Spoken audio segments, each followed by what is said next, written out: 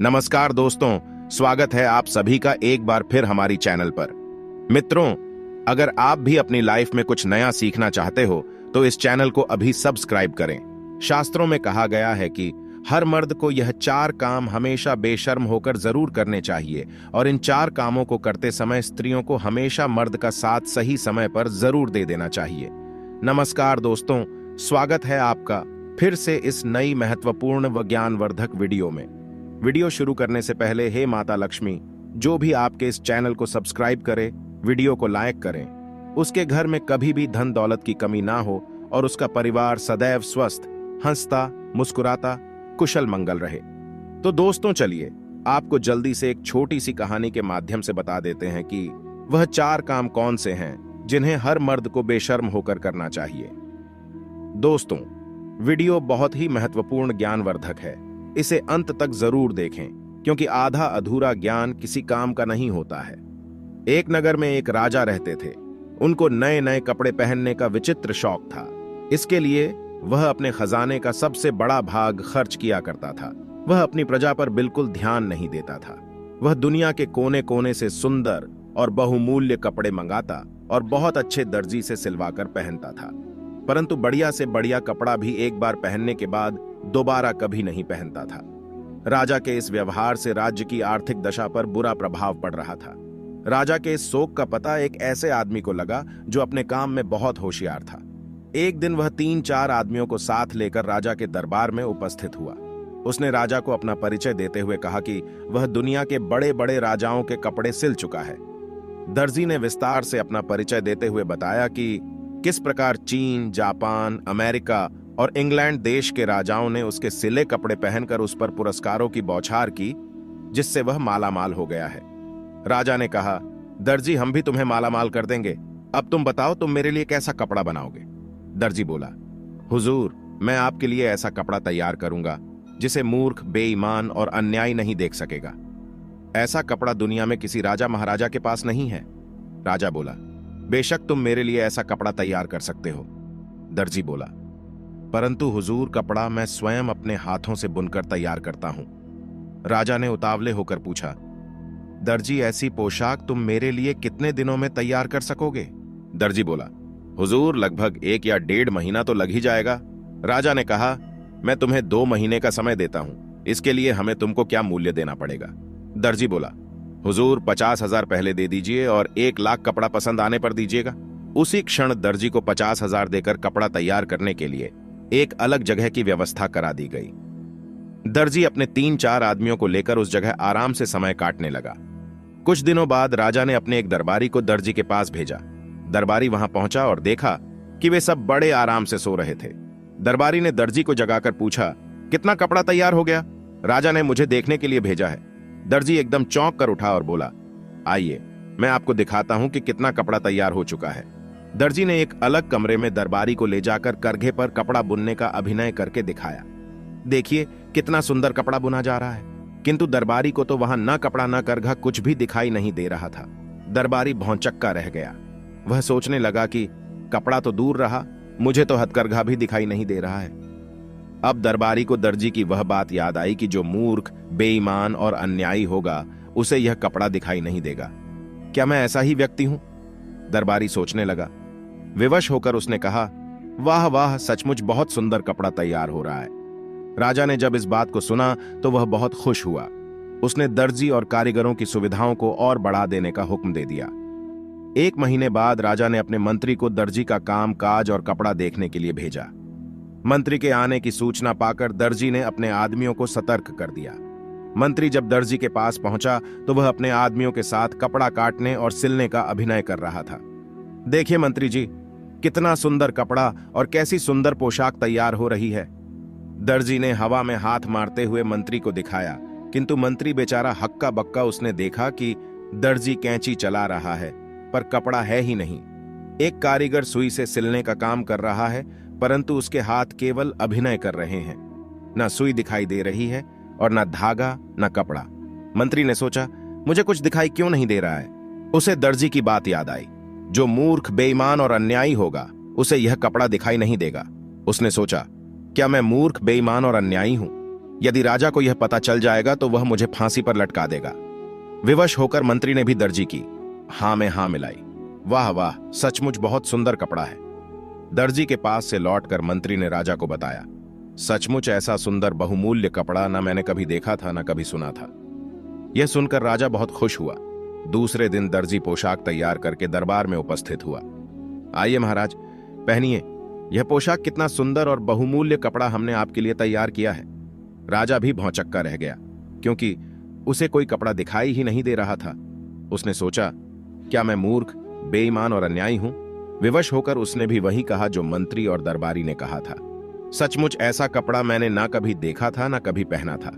दर्जी ने राजा को शीशे के सामने खड़ा करके उसके सारे कपड़े उतरवा दिए और राजा को नई पोशाक पहनने का अभिनय करने लगा।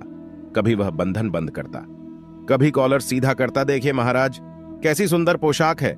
सारे दरबारियों के बीच शीशे के सामने खड़ा राजा दर्जी की हां में हां मिलाते हुए बोला, सचमुच ऐसा सुंदर कपड़ा पहले ना कभी देखा था और ना कभी पहना था। राजा ने तुरंत 1 लाख रुपये दर्जी को और देने का हुक्म दिया। दर्जी रुपए लेकर अपने आदमियों सहित 9-2-11 हो गया, यानी भाग गया। राजा के कपड़े प्रजा को दिखाने के लिए एक बड़े जुलूस का प्रबंध किया गया। पूरी प्रजा राजा के नए कपड़े देखने के लिए बड़ी उत्सुक थी। राजभर खड़ा करके प्रजा को दिखाने के लिए सवारी निकाली गई। हजारों की संख्या में खड़ी जनता तालियां पीट पीट कर वाह वाह कर रही थी, क्योंकि सारी जनता को मालूम था कि जो मूर्ख, बेईमान और अन्यायी होगा उसे यह कपड़ा बिल्कुल नहीं दिखाई देगा। उधर बैठे एक बच्चे ने राजा को रथ पर नंगा खड़ा देखा और जोर से चिल्लाकर कहा, राजा तो रथ पर नंगा खड़ा है। लोग बच्चे का मुंह ताकने लगे। फिर क्या सारी प्रजा एक स्वर में चिल्ला उठी, राजा रथ पर नंगा ही खड़ा है। अब राजा को भी अपनी मूर्खता का एहसास हुआ। वह लज्जा के मारे मानो धरती में गड़ गया। यह वही समय था जब राजा पूरी तरह से शर्म से नीचे झुक चुका था। वह इस घटना से बहुत कुछ सीख चुका था और उसने एक योजना बनाई। उसने अपने सारे राज्य में ढोंढी पिटवा दी कि कल राज दरबार में एक जरूरी मीटिंग है, जिसके लिए उसके राज्य की पूरी प्रजा राजा के राजमहल में सुबह सुबह आ जाए। अब पूरे राज्य में ढोंढी पीट दी गई कि कल राजा एक बहुत बड़ी सभा नियुक्त करने जा रहे हैं। उसमें हर एक व्यक्ति का आना जरूरी है।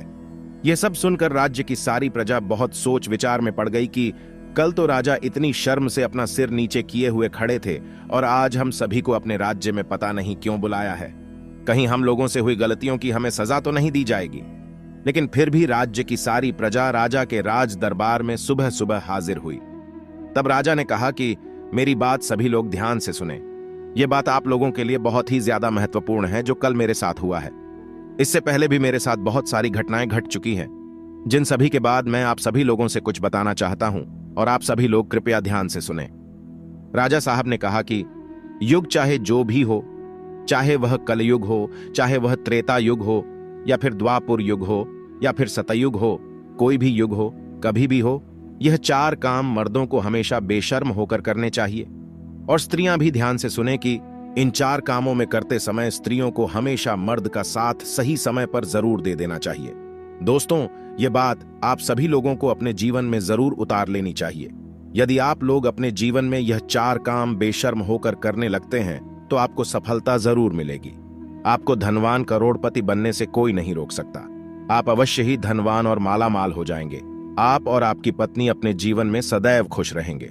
चलिए बताते हैं कि राजा साहब ने अपनी प्रजा से क्या कहा और कौन से 4 काम बेशर्म होकर करने के लिए कहते हैं। चलिए जानते हैं। सबसे पहला काम, जो कि सबको बेशर्म होकर जरूर करना चाहिए, वह कहते हैं कि मर्दों को अपनी पत्नी के साथ संबंध बनाने में शर्म नहीं करनी चाहिए, क्योंकि यदि आप ऐसा नहीं करते हैं तो आपकी पत्नी आपसे कभी खुश नहीं रहेगी।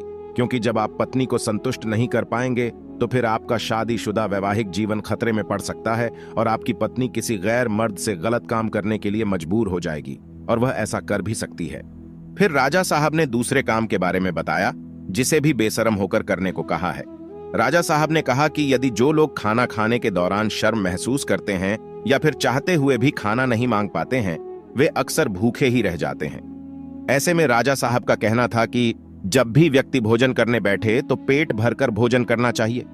आधे पेट भोजन कभी भी नहीं करना चाहिए, विशेषकर जब किसी के यहां अतिथि बनकर जाए तो भोजन करते समय शर्म ना करें, नहीं तो आप स्वयं ही भूखे रह जाएंगे और अपने स्वास्थ्य के साथ खिलवाड़ करेंगे। फिर राजा साहब अपनी प्रजा से बताते हुए कहते हैं कि जीवन में धन दौलत और पैसों का बड़ा ही महत्व है, क्योंकि पैसों की कमी के अभाव से जीवन और परिवार को चलाना असंभव है। ऐसे में पैसों के लेन देन में कभी भी शर्म या फिर झिझक नहीं करनी चाहिए। बेझिझक होकर जरूरत में किसी से पैसे मांगना चाहिए। वहीं अगर किसी को जरूर के समय उधार दिया हो तो उसे मांगने में बिल्कुल भी शर्म नहीं करनी चाहिए, अन्यथा आपको धन की हानि उठानी पड़ेगी। चौथी बात को बताते हुए राजा साहब कहते हैं कि कोई भी इंसान यदि सही तरीके से और सही वक्त पर यह कुछ काम कर ले तो वह रंक से भी राजा बन सकता है। इस बात पर ध्यान दीजिएगा कि आजकल के युवा अपने शिक्षकों या मार्गदर्शकों से ज्ञान तो ले लेते हैं, लेकिन अपने मन की जिज्ञासाओं को, यानी कि जो उनके मन में सवाल उठ रहे होते हैं, उनको गुरु, शिक्षक या फिर मार्गदर्शक से पूछने में शर्म या झिझक महसूस करते हैं, जिनके चलते वह कई जगह विफल हो जाते हैं। दोस्तों, चाणक्य नीति में भी लिखा है कि किसी भी स्थान पर जब विद्या ग्रहण करने जाए तो अपने अध्यापक या गुरु से अपने मन में उत्पन्न हो रहे सभी प्रश्नों का उत्तर बेझिझक बिना शर्म के प्राप्त करना चाहिए, क्योंकि वहां पर हर कोई सिखाने के उद्देश्य से जाता है। और यदि आप वहां पर जाकर भी अपने गुरु से कोई भी सवाल पूछने में ही शर्म करेंगे और अपने आप के प्रश्नों का हाल शर्म की वजह से नहीं प्राप्त कर पाएंगे, तो आप अपने जीवन में कभी सफल नहीं हो सकते हैं। तो इसलिए अपने मन में उत्पन्न हो रहे सभी सवालों का जवाब बेझिझक होकर किसी भी गुरु, शिक्षक या फिर मार्गदर्शक से पूछ लेना चाहिए, क्योंकि वहां हम सीखने के उद्देश्य से जाते हैं। तो दोस्तों, आपको समझ आ गया होगा कि मर्दों को वह कौन से 4 काम है जो कि बेशर्म होकर करने चाहिए। दोस्तों, अगर आपको यह जानकारी अच्छी लगी तो वीडियो को लाइक और चैनल को सब्सक्राइब करना ना भूलें। फिर मिलते हैं कुछ नई जानकारी के साथ। तब तक के लिए हर हर महादेव।